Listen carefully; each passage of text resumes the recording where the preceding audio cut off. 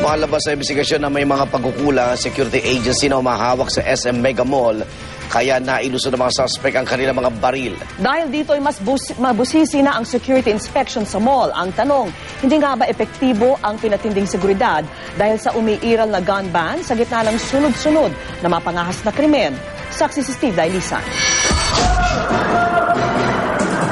Kasunod ng pagnanakaw ng halos 200 piraso ng mga alahas sa dalawang jewelry store sa SM Mega Mall itong Sabado, mahigpit ng pinubusisi ng mga gwardiya lahat ng pumapasok sa mall.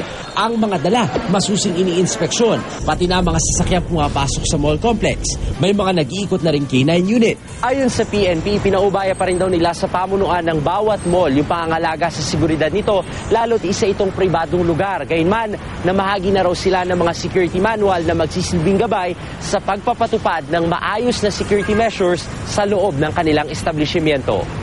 Bukod dyan, ibinalik din ng mga police assistance desk sa mall na ayon sa aking mga nakausap na pulis Mandaluyong ay pansamantala noong nailipat ng deployment sa barangay matapos umanong baguhin ng NCRPO ang direktiba sa assignment. Kaya ngayon, ang puwersa nila sa loob ng mall, dinagdagan pa ng Eastern Police District. Ito'y kahit pa nananatiling prioridad ng PNP ang police visibility sa kalsada. PNP naman subject din sa availability ng mga tao natin.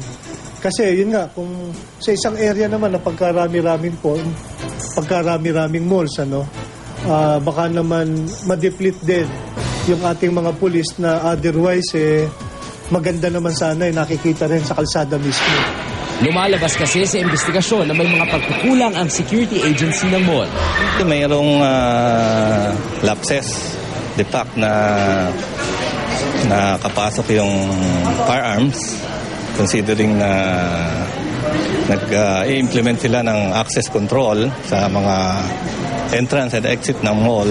Dapat may team na nagkukonduct. Isa yung searcher, isa yung for female at saka male searcher, isa yung profiler. Ang paghigpit sa mga mall, kailangan dahil sa mga nakalipas na taon ay dumarami ang mga insidente ng panluloob sa mga ito.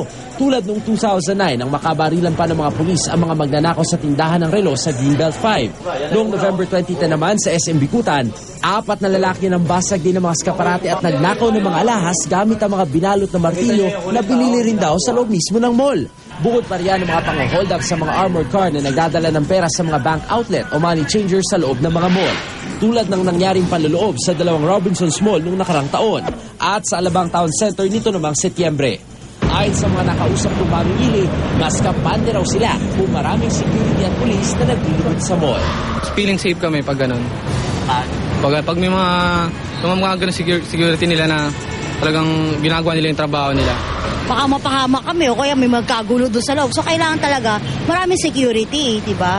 O para mapangalagaan yung mga customers. Ako, si Steve Dailisan, ang inyong saksi.